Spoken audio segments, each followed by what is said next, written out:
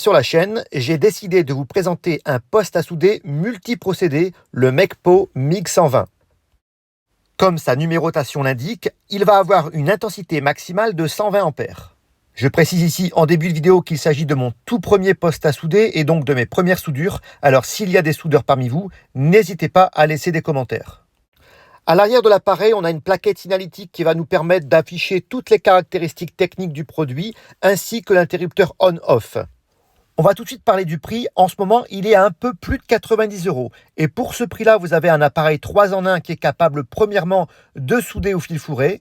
Deuxièmement, le mode MMA avec l'électrode. Et troisièmement, la torche TIG pour faire du lift TIG. Même si ce n'est pas le mode de soudure qui est le plus efficace, j'apprécie tout particulièrement le mode de soudure, c'est-à-dire le fil fourré sans gaz qui est ici. Et donc vous avez un capot qui vous permet d'insérer la bobine avec une reprise de la notice pour bien insérer la bobine le long du guide. Donc bien sûr, ça c'est expliqué également dans la notice d'utilisation du produit. Au niveau des accessoires qui vous sont fournis avec ce produit, premièrement ici, la torche qui va vous permettre de souder au fil fourré. Ensuite, bien naturellement, vous avez la pince de masse qu'il va falloir fixer à l'extrémité de la pièce que vous voulez souder. Si vous voulez utiliser le mode arc MMA, eh bien vous avez ici le porte-électrode. Alors il y a une petite nuance, il faudra faire attention dans le branchement. Il y a 2 branchements entre fil fourré et électrode. Également dans le packaging, un mini marteau à pointer ainsi qu'une brosse métallique sur le côté, ça peut être bien utile. Vous avez 3 exemplaires de buse selon le diamètre du fil fourré que vous utilisez, donc attention de bien les changer avant utilisation.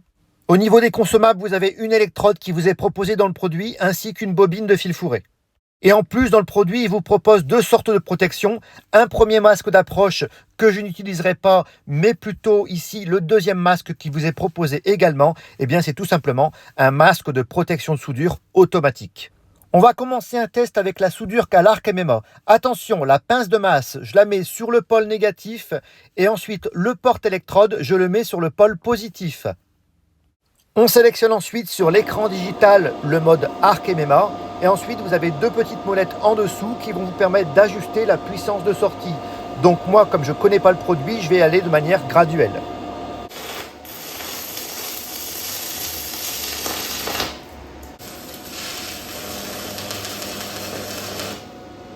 Alors, en tant qu'apprenti soudeur, mes soudures ne sont certainement pas parfaites, mais au moins ça tient, c'est solide, et j'ai pu traverser la matière de part et d'autre sans tout percer. Donc, en améliorant ma gestuelle et les réglages fins de l'appareil, je vais pouvoir certainement effectuer des belles soudures. Et ça veut dire qu'avec cet appareil, eh bien, pour un débutant comme moi, on va pouvoir effectuer en première approche des soudures satisfaisantes. Passez maintenant au montage de la bobine pour le fil fourré. Donc, vous avez un certain nombre de guides et puis des galets. Et le but du jeu, c'est que sans tout dérouler la bobine, il faut garder une certaine tension.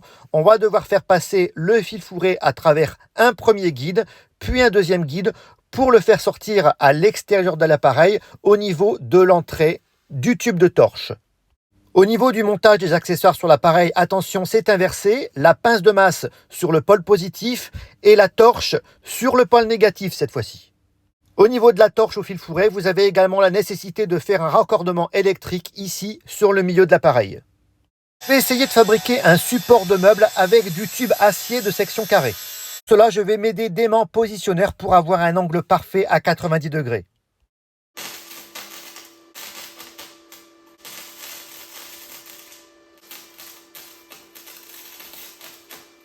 Je me débarrasse du laitier avec mon marteau à piquer et un petit coup de brosse métallique afin de nettoyer et de pouvoir ressouder.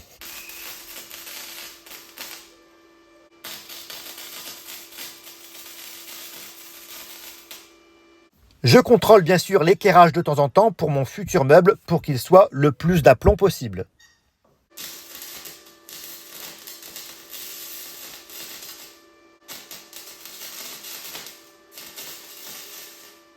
Avec une meuleuse, j'élimine l'excédent d'acier afin d'obtenir la surface la plus lisse possible au niveau de l'esthétique.